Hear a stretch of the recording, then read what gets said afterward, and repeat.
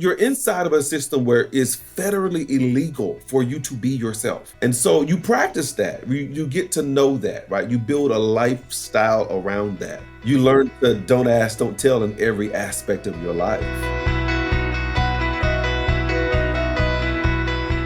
Welcome to Balancing Life's Issues, the podcast. And today we're here to continue the celebration of Black History Month and specifically a resilient mindset.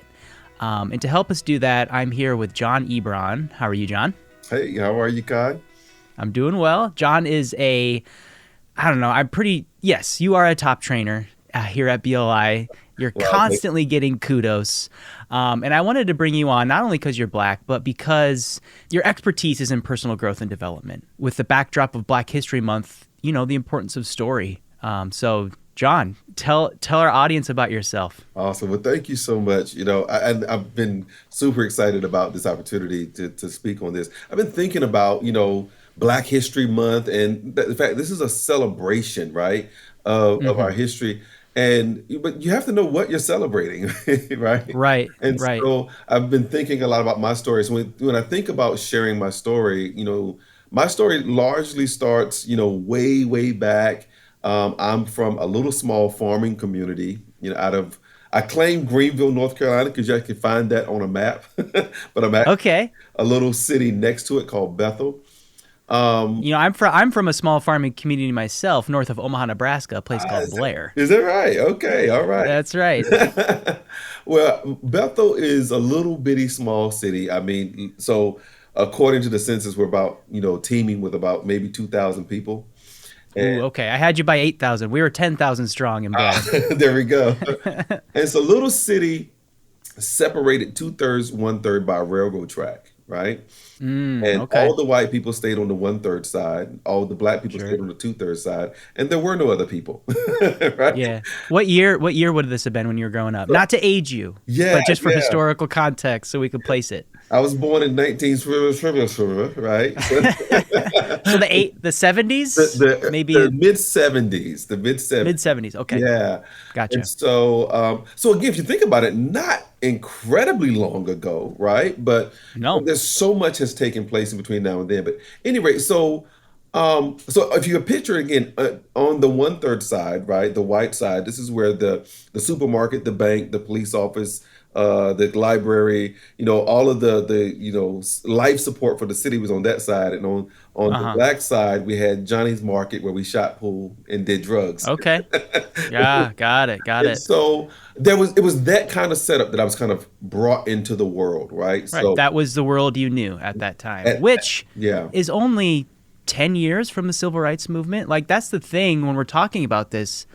It wasn't that long ago. Absolutely. You know, so you can imagine what that does to the mindset. It puts us in that survival state, right?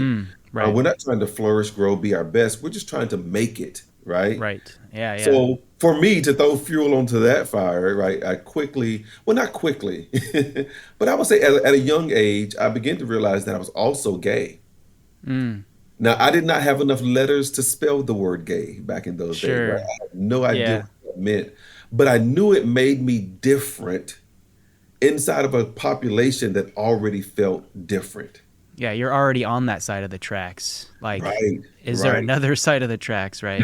Exactly.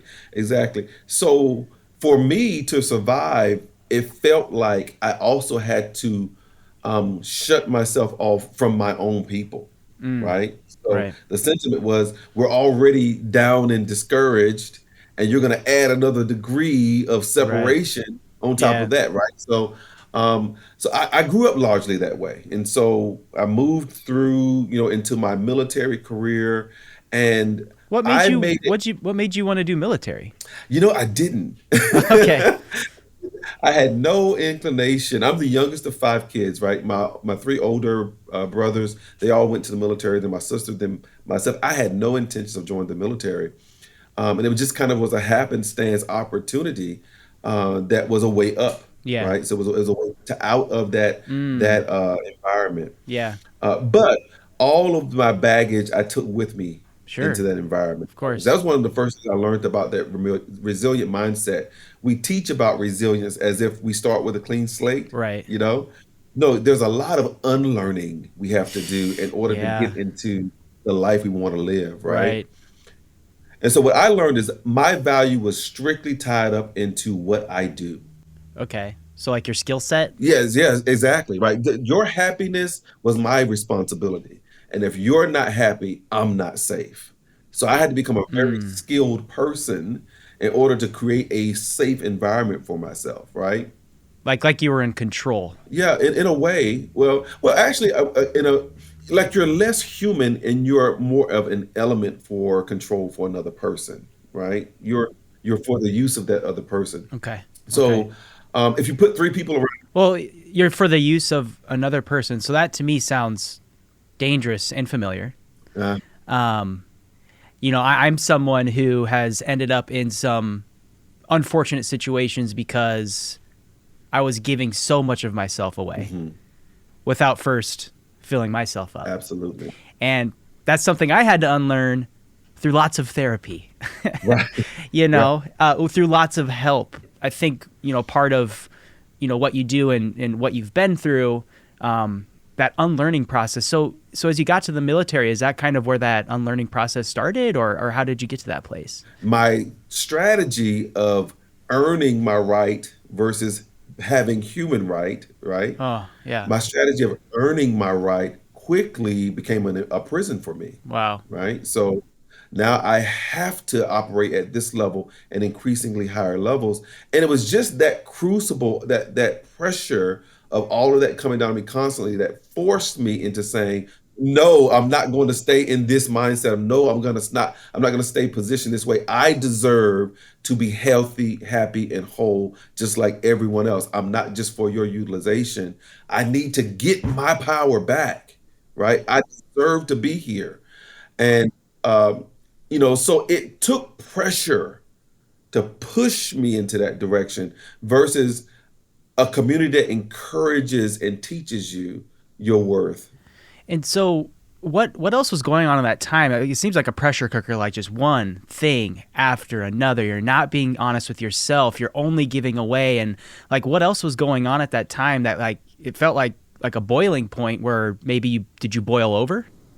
Well, I think it was, for me, it was the exposure of the work I was doing. Like, ironically, my work centered around the spiritual and emotional growth of others, right? So when I And here joined you are not being honest with yourself. exactly, right? Wow. So I Yeah. was learning all of these various different ways of teaching and helping people to see that you're worth it while simultaneously holding on to this idea that I wasn't worth it, right? So Right.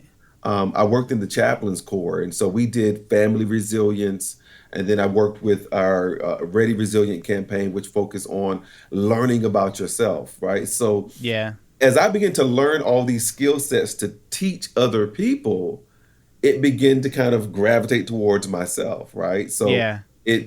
over time, I began to unlearn this idea that, life was just something that was done to me and I've got to exist and survive it versus life is an opportunity and I Mm. get to craft it and shape it, Yeah. into whatever direction I want to take it. Wow, it's beautifully said. And so, but as your time in the military, I mean, were you?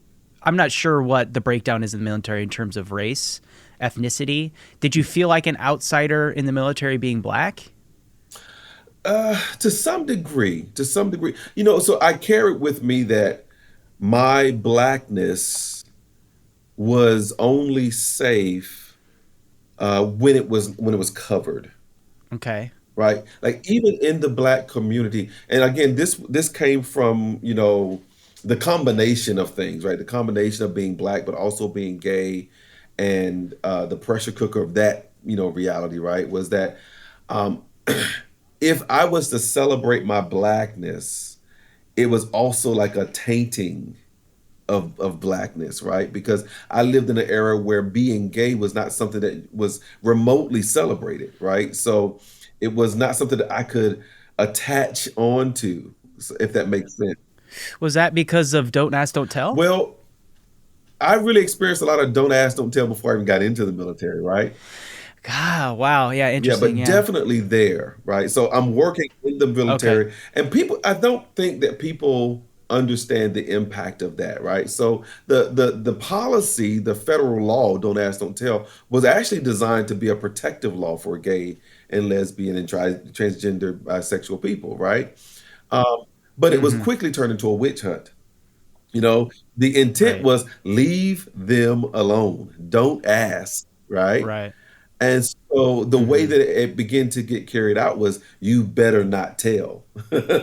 Right? So Right. Right. so Interesting. you're inside of a system where it's federally illegal for you to be yourself. Mm. And so you practice that. You get to know that, right? You build a lifestyle around that. You can't just stop on a dime and turn away from that lifestyle and say, oh, but in this area, I'm going to live out and be, my full expression of myself as a black man, Yeah. right?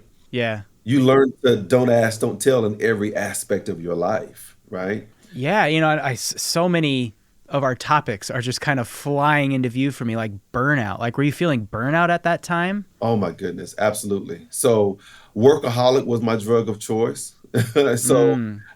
and Which is a form of escapism, right? Like exactly, you could choose alcohol, you could choose overworking, overcompensating, and yeah. that's a form of it. Yeah, just working hours and hours and hours and hours, staying away from yourself. That was my cover. That's what I defended myself with. I'm so busy, right? Uh-huh. So becoming a workaholic was my way of shielding myself and Yeah. keeping people So away from so yeah, me, and right? so with the context Uh, of Black history, I think what was really profound for me, I've had all these conversations this month, and it's about celebrating negative, because through that is we discover our resilience, and yeah, we overcome adversity, and that's something that's relatable.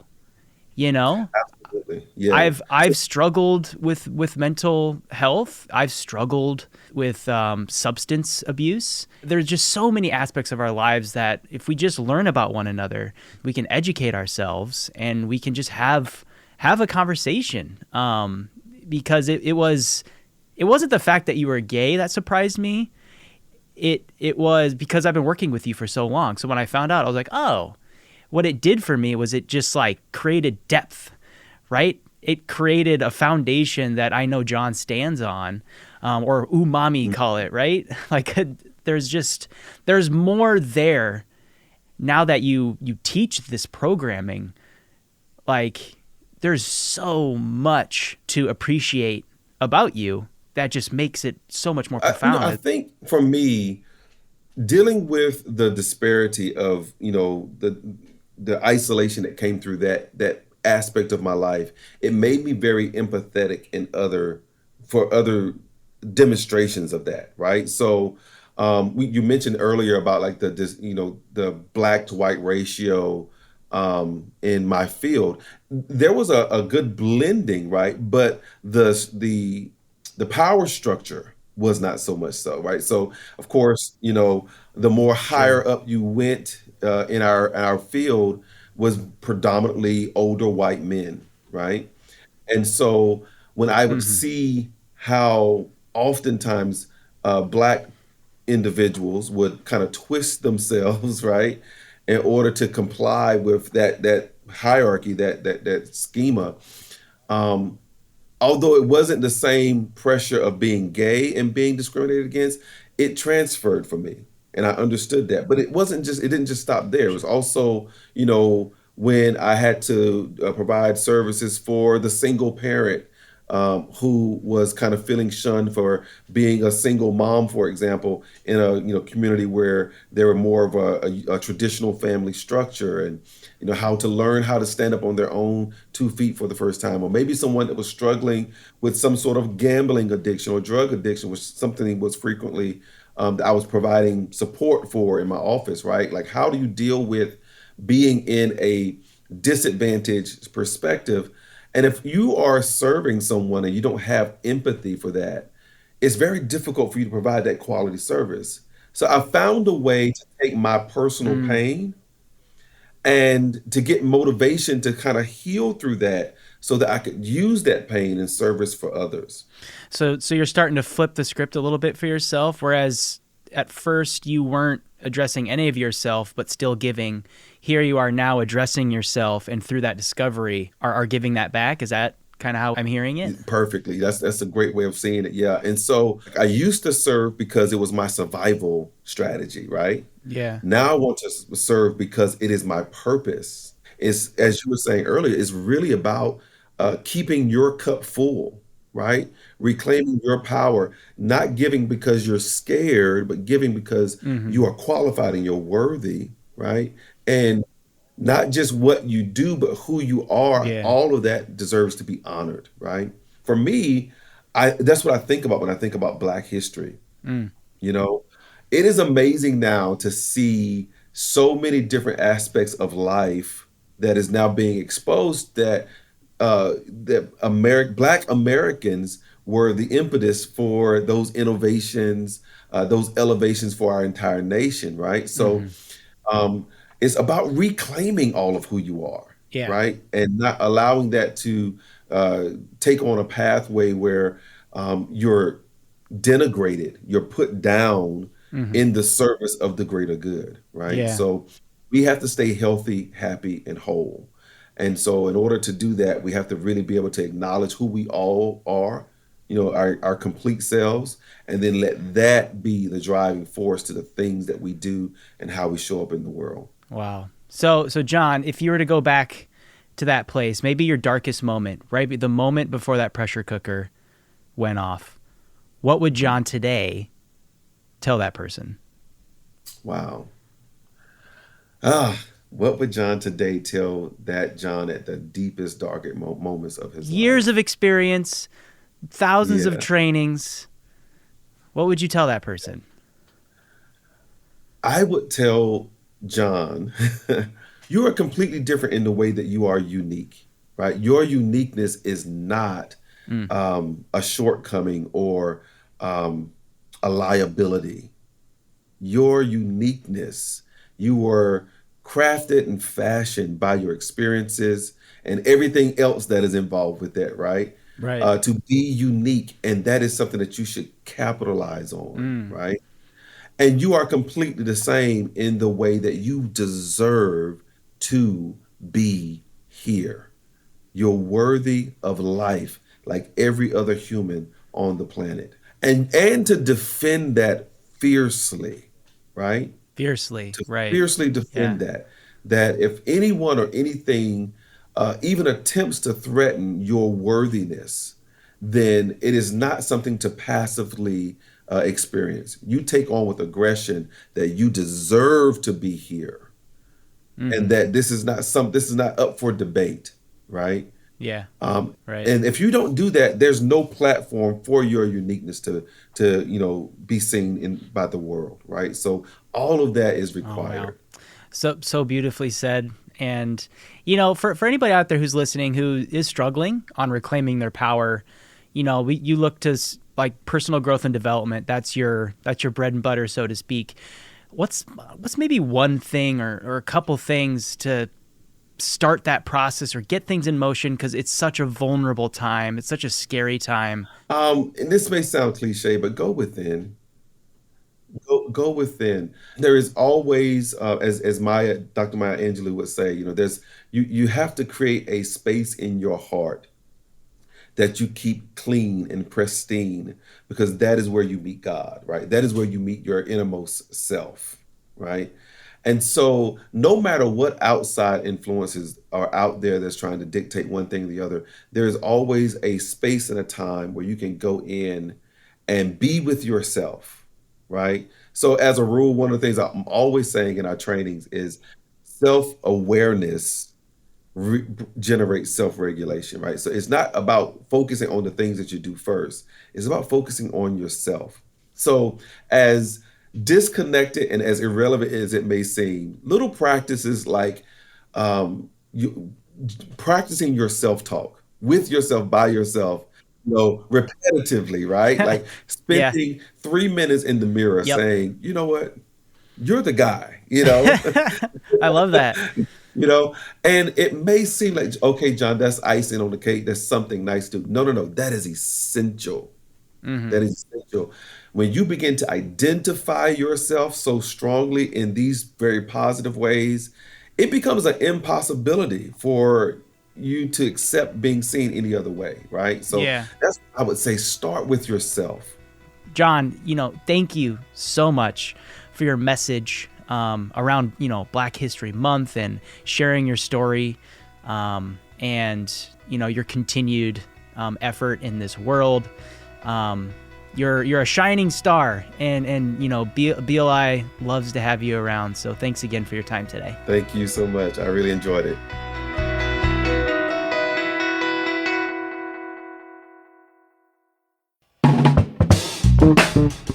This has been a production of Balancing Life's Issues with your hosts, Kai Sorensen and Wendy Wallner. Produced by me, Kai. Rate, leave a review, and subscribe to the podcast wherever you listen so you can get brand new episodes as they drop. Got an idea for the show? Email me, kai@balancinglifesissues.com. Anything to add, Miles?